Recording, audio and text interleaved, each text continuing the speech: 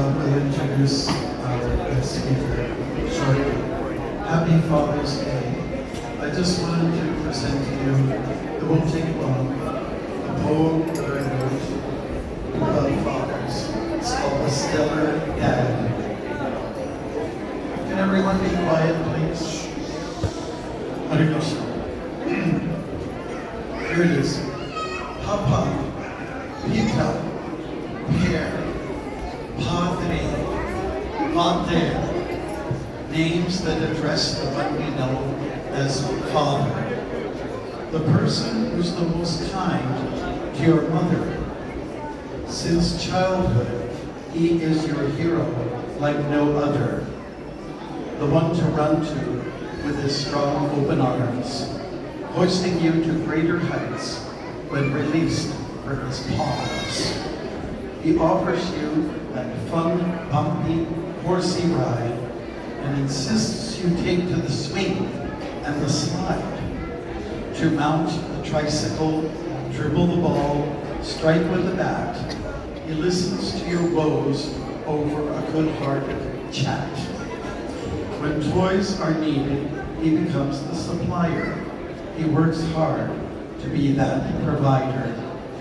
He welcomes you to the wild, both harsh and tender, exploring an exhilarating and raw adventure. A teacher, a guide, a coach and cheerleader. When things go bitter, his advice makes them sweeter. Through challenges, he pushes to the very edge, like a young bird's growth when it's about to fledge. A person of heart, a person of muscle, making that difference with every little rustle. Those facial whispers, something to notice, are a symbol of greatness, a special bonus.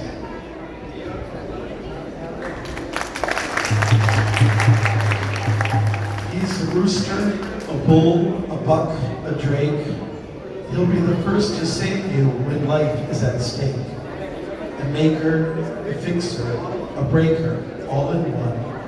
After that first round, it's a cycle until he's done. Dad will grow old and pass after all the care. Remember him as if he's sitting in his favorite chair.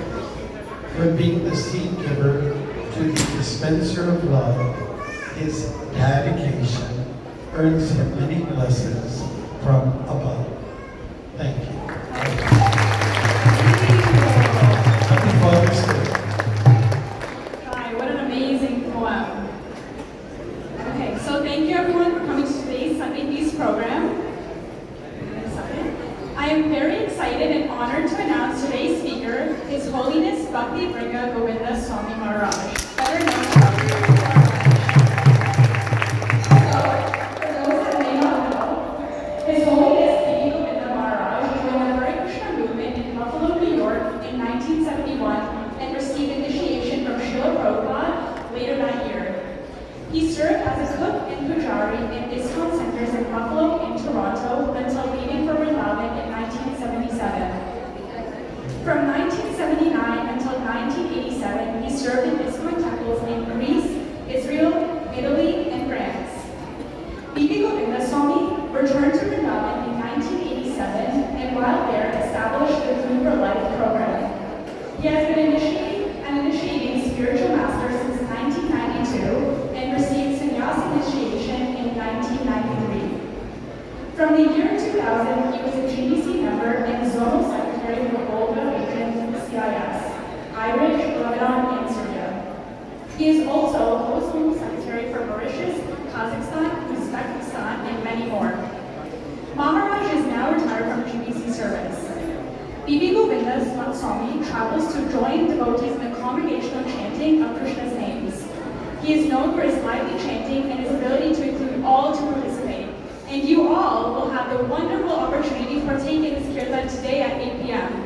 Now let's give a well-known hand over the mic to H.H.B.B. Hare Krishna. A warm welcome for His Holiness Bhakti Vringa Govinda Swami Maharaj. Hare Krishna.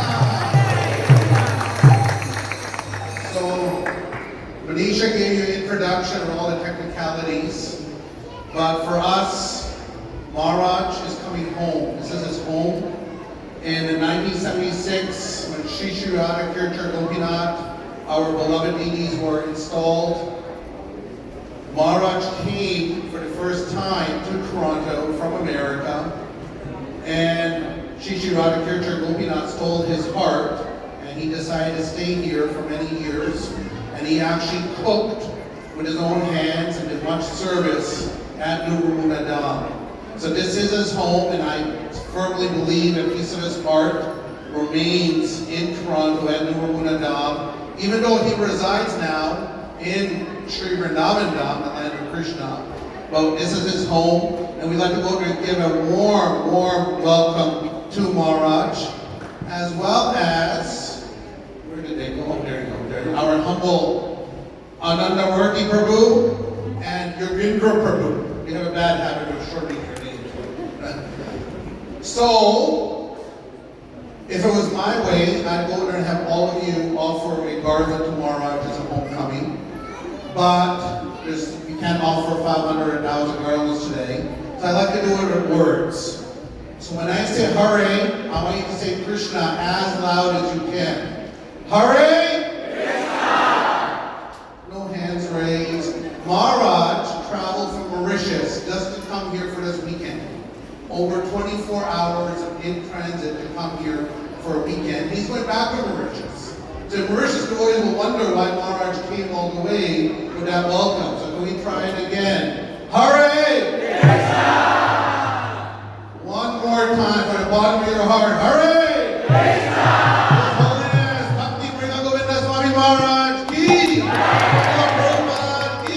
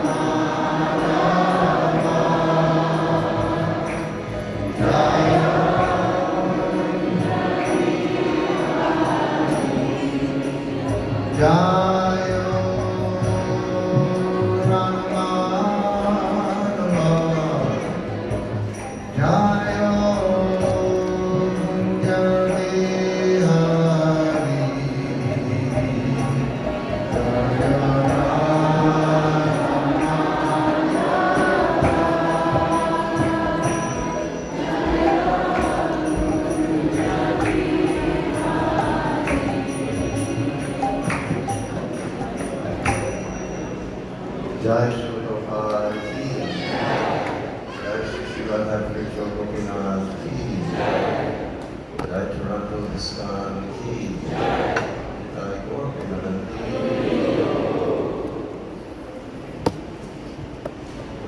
Om Jnana-Mirandasya Jnana-Salakaya Chakshurvandena Tasmai Shri Namaha Namo Om Vishnu-padaya Krishna-Kristaya Gurave Srimate Bhaktivedanta Swami Namane Namaste Saraswati Devi Gurvani Pacharane Nirvisi Shashwini Madhikaschitane Zikarane Jai Shri Krishna Chaitanya Prabhu Nityananda Shri Advaita Gadadhar Shri Vasudeva Gaur Bhaktinda Hare Krishna Krishna Krishna Hare Hare Rama Hare Rama Rama Rama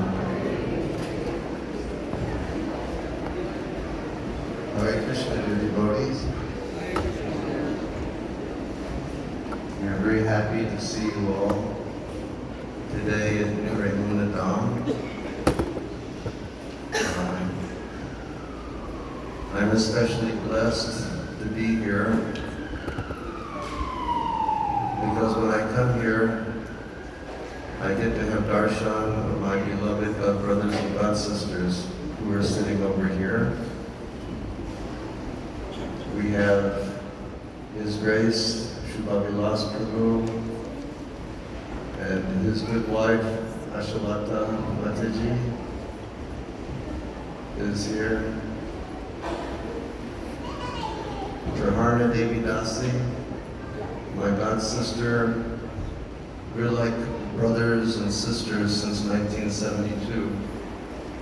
Sitting behind Praharna, Subhuti Devi Dasi. She's my Punjabi mother. We have been very, very close friends since about 1973. I joined the Hare Krishna Society in 1971.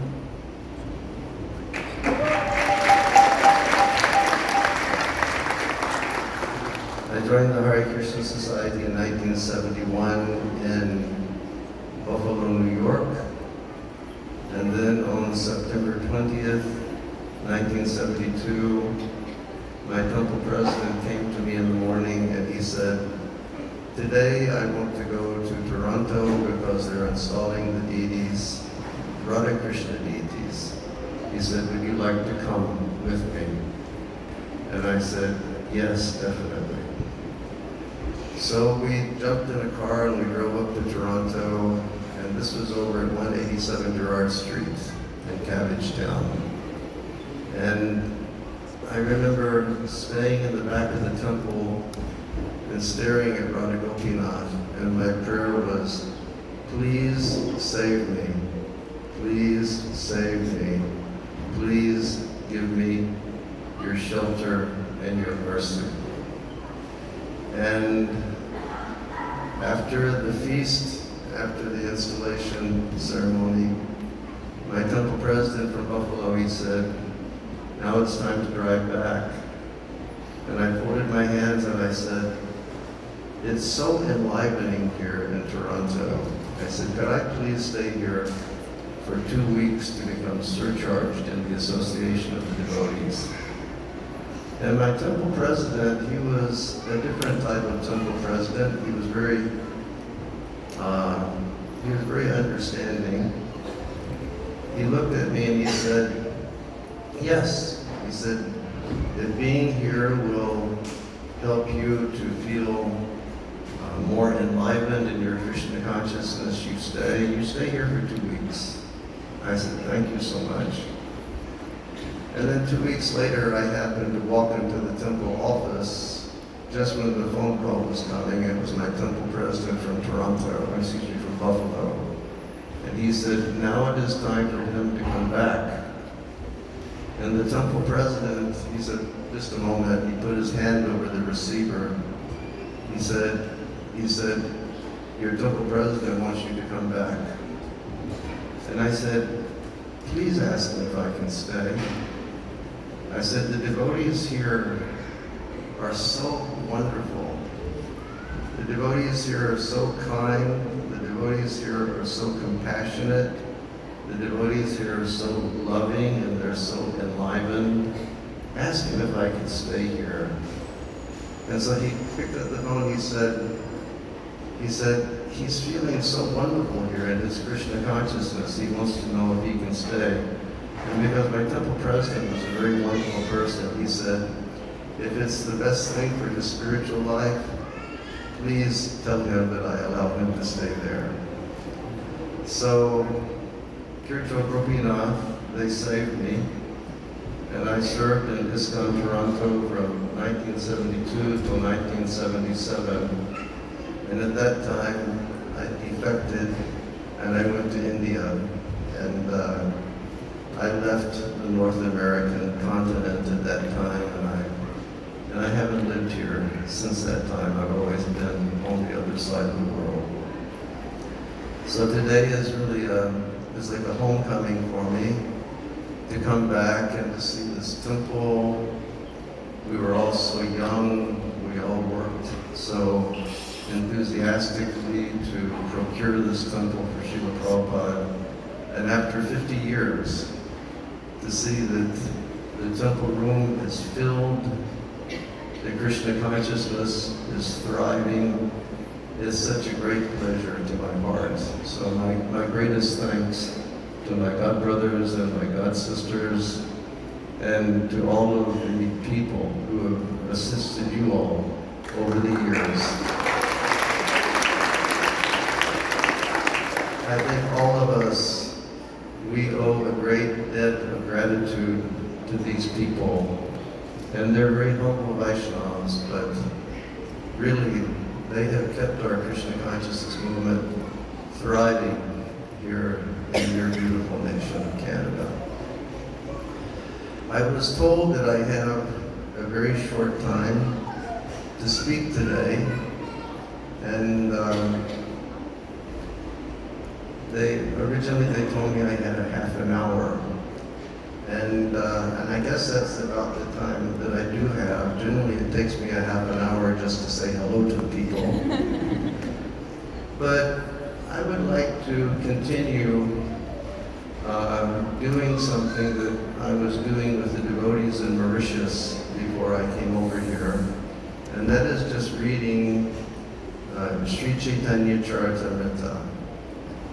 Sri Chaitanya Charitamrita is the authorized biography of Lord Sri Chaitanya Mahaprabhu. You all know that Chaitanya Mahaprabhu appeared in this world. He is Krishna in this Kali Yuga age. He appeared in West Bengal approximately 550 years ago, and he came here for spreading love of God indiscriminately. And he did his work through so many. Lord Chaitanya, he only stayed in this world for 48 years, but he empowered the hearts of his disciples to spread Krishna consciousness, and he personally taught them Krishna consciousness. Just like our Srila Prabhupada, many of his disciples, he personally taught them, and he personally invested time in training them, and they became empowered. So Chaitanya Mahaprabhu, he also had his disciples that he empowered and he trained to this science of spreading transcendental love through the process of bhakti yoga and devotional service. Teaching people how to come to the blessed shelter of the lotus feet of Krishna. We know that in this world, when we have the material mindset, we're always looking for the shelter of something which is impermanent. But in the conclusion of Bhagavad Gita, Lord Krishna says, "My dear Arjuna, I'd like to request you to abandon all different types of yogas and all different types of dharmas and activities, and simply come to me and accept my shelter. He says, Sarvadharmam Purijajja Mam Ekam Sharanam. And this word sharan in Sanskrit language, it means shelter. He said, just come to me and accept my loving shelter. And he said, if you do that, I promise to you that if you have any imperfections within your heart, I will take responsibility for that. And not only that, I will elevate you to the transcendental platform of life. And he concludes by saying, Masuchaha. Masuchaha means don't fear. Don't fear to take my shelter. So Chaitanya Mahaprabhu, he wanted everybody, please just accept the sweet shelter of Krishna's lotus feet. Please come to this beautiful person, Krishna, and just accept and embrace his lotus feet. So we'll read a few verses today of Srila Sanatana Goswami, one of the disciples of Chaitanya Mahaprabhu, receiving instructions from Chaitanya Mahaprabhu about the nature of Krishna. So, with your permission, I will read for a few minutes. Is that okay? Thank you. So this is from Chaitanya Charitamrita, and this is Madhya Lila, which is the middle portion of Chaitanya Mahaprabhu's life. And it's chapter 21, and it's entitled The Opulence and the Sweetness of Lord Krishna. And this chapter begins with Chaitanya Mahaprabhu explaining the unparalleled opulence of God to Sanatana. He's saying Krishna is, his prowess is so inconceivable that not even the greatest of the learned saints can understand who he is or what his nature is. And then Chaitanya Mahaprabhu, after he spoke about the opulence and the potency of Lord Krishna, his heart became moved, and he decided to speak about the sweet beauty of Krishna.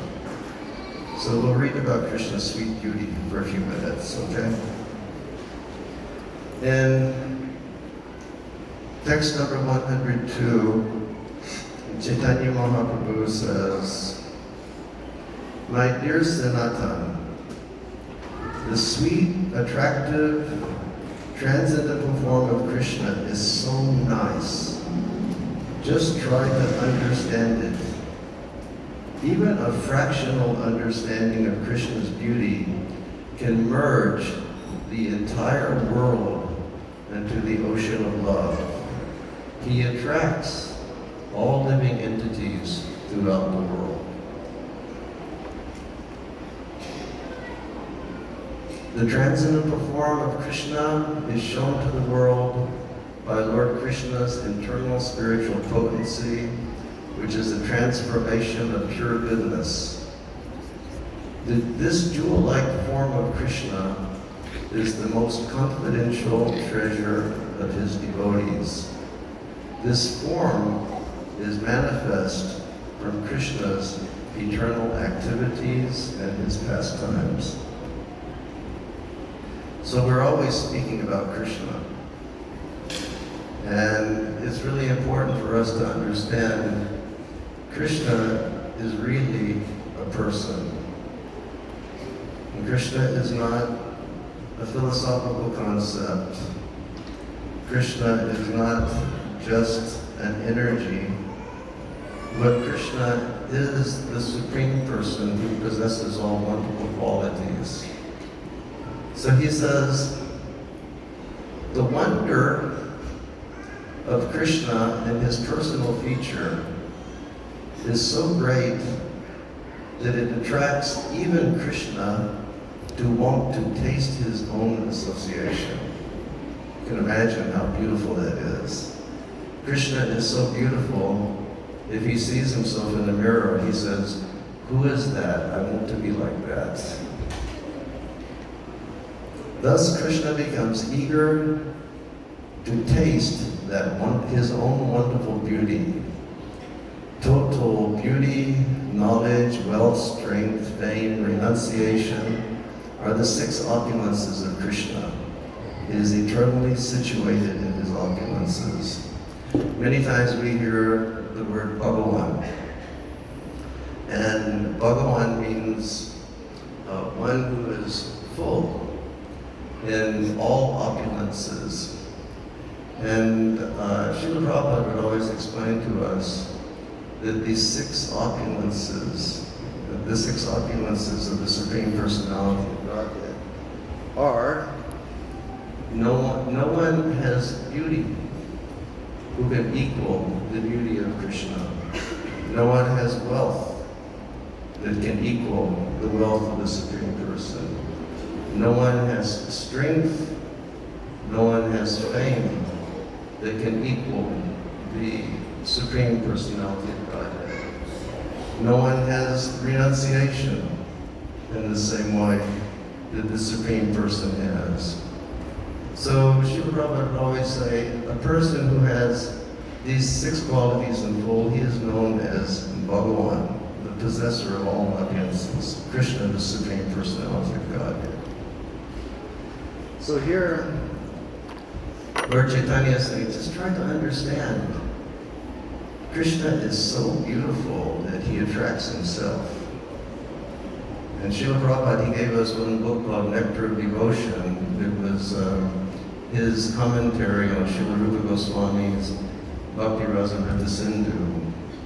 And in that book, there's a passage that Krishna is in one of his palaces in Dwarka. And in the palaces, Krishna's palaces, all the columns of the palaces are made out of polished, brilliant gems. And it explains that one day Krishna was walking by one of those columns and he looked in the column and he saw himself. And it was like, who is it? What is it? I have to have that. He's too beautiful. Krishna is truly the beautiful person.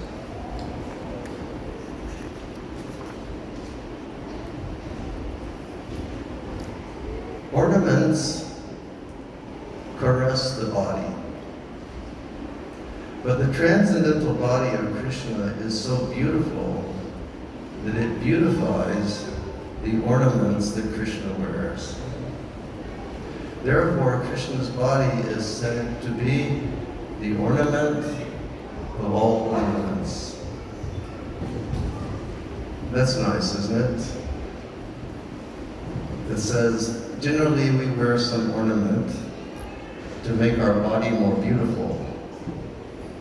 But Krishna, he's so beautiful that when you put ornaments on him, he makes the ornaments become more beautiful.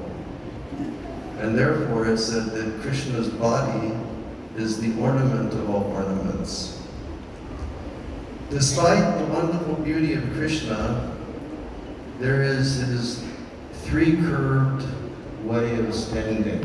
You know, Krishna is called Tribhanga Sundar, meaning his flute is going this way and his hips are going this way and his legs are going another way, a 3-fold bending form.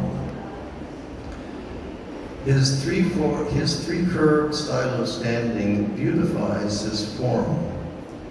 And above all these beautiful features, Krishna's eyes dance and they move obliquely, acting like arrows to pierce the minds of all of his devotees. When the arrows succeed in hitting his targets, the minds of Krishna's devotees become agitated. It's a nice example. It says that Krishna's form is beautiful, the way he stands is beautiful, his face is beautiful, his eyebrows are beautiful. And later in this discussion, which we won't have time to touch because the time is limited. It's explained that Krishna's eyebrows, they're like bows they're like an archer's bow. And it says that they're connected to his ears. And when he smiles beautifully, the string of the bow becomes stretched.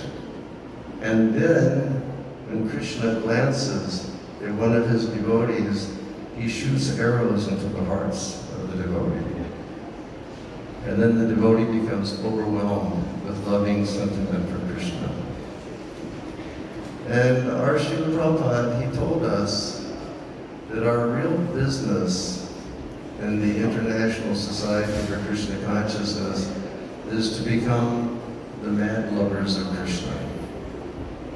So, by performing devotional service in the way that your spiritual masters have taught you, and in the way that they have learned from their spiritual master, Srila Prabhupada, our hearts and our consciousness can become purified to the point where Krishna will become attracted by our service. And someday Krishna will glance at us and he will shoot the arrow deep inside your heart. And when he does that, your heart will melt in transcendental love and you will say, yes, Krishna, I am yours forever. The beauty of Krishna's body is so attractive that it attracts not only the demigods and other living entities within this world, but also attracts personalities who live in the spiritual sky as well, including the Narayans, who are expansions of Krishna's personality. The minds of the Narayans are thus attracted by the beauty of Krishna's body.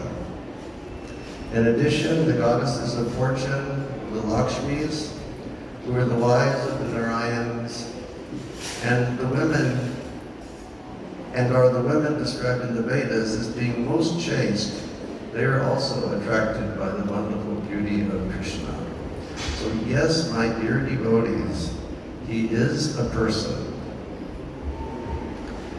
Yes, my dear devotees, if you will chant Hare Krishna without committing offenses, yes, my dear devotees, if you will read the words of Bhagavad Gita and Srimad Bhagavatam and Chaitanya Charitamrita, yes, my dear devotees, if you will serve the mission of the Lord to spread love, compassion, and humanity throughout the world, your hearts will become purified, and you will one day attain that cherished gift of having the vision of Krishna before you. This is what we're all working for.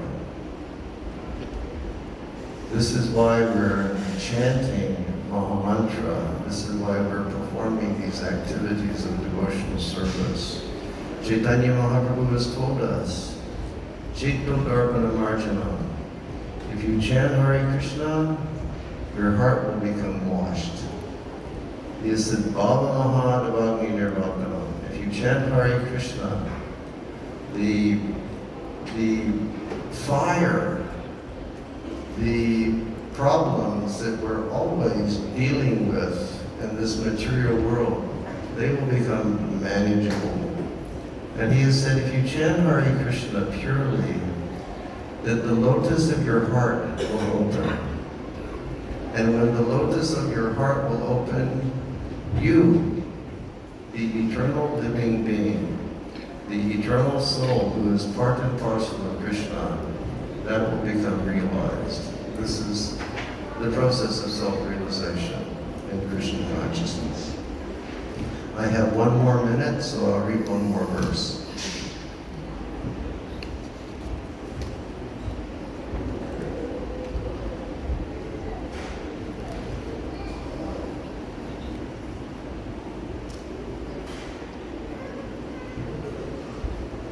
Actually, I won't stop there because if I read another verse, I will go over time. And since I have just come home to Toronto, I don't want to be driven out the door too fast. These talks of Krishna are so sweet. Talks of Krishna are so wonderful. And another of the great disciples of Chaitanya Mahaprabhu, his name was Srila Rupa Goswami. And Rupa Goswami has told us what is the essence of the process of bhakti yoga. There he has said, Tan nama rupa charitadi sukirtananu smrito kramena rasana manasini yoga tishtan raje tad anuragi jananugami kalam nayat iti upadesar. He has said that the very, very essence of everything that we're doing in Krishna consciousness is described in this way. That all of us should hear very, very nicely about the name, the form, the qualities, and the pastimes of Krishna 24 hours a day. And he has said that if we do that, our minds will become perfectly controlled and our senses will become perfectly controlled, which is the goal of any yoga practice, meaning coming to perfection of yoga through controlling the mind and the senses. And then he says, in that perfected stage, Tishtan Brajeta Anuragi Jananugami. Then think, read, understand about Krishna's activities in the spiritual world. See how his blessed devotees in the spiritual world serve him with unmotivated love and follow in their footsteps. So Chaitanya Mahaprabhu has given us all something very great. He has come to give this to every person of the world without any restriction. And his methodology of doing that is through the very loud chanting of Hare Krishna, Krishna Krishna, Hare Hare, Hare Rama, Rama Rama, Hare Hare. You may have one understanding of what chanting Hare Krishna means, but if you spend more time chanting this mantra clearly, if you spend more time contemplating the sweet sound of the Hare Krishna Maha Mantra, you become very advanced in your spiritual understanding, and your natural feeling of love of God will arise from within your heart. Thank you all very much. Hare Krishna.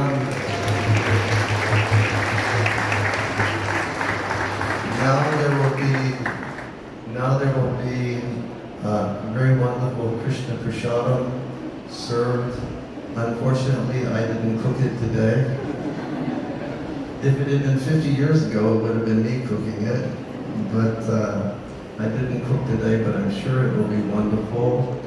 And then after Prasadam, if you like chanting Hare Krishna mantra, please stay, and myself and Ananda Murti and Govinda, we will be leading the chanting of the Maha Mantra. And just one short announcement on behalf of a friend of my most dear friend, who is also from the Canadian Yatra. His name is Shivaram Swami Maharaj. Shivaram Swami Maharaj, he lives in Hungary, where he has a very beautiful yatra of Krishna consciousness. And Shivaram Swami Maharaj is a very wonderful author, and he has written a series of books called Krishna in Vrindavan. They're very, very beautiful. And there's a gentleman standing behind me back over here, an Indian gentleman and a young Western gentleman, and they are disciples of Shivaram Swami Maharaj. They have been in North America for the past month. They're distributing sets of Shivaram Swami Maharaj's books. They do not have any books to sell you because everybody has bought all the books. But they have examples of the books. Please, everybody, take a look. If you like Krishna Katha, if you like hearing pastimes of Krishna, if you like nice philosophy of Krishna consciousness, take a look over here, order a set of books. Hare Krishna, thank you. There you go. Let's give another round of applause for our amazing class. So I know he said that there's prashad now, but we just have a little bit more announcements before.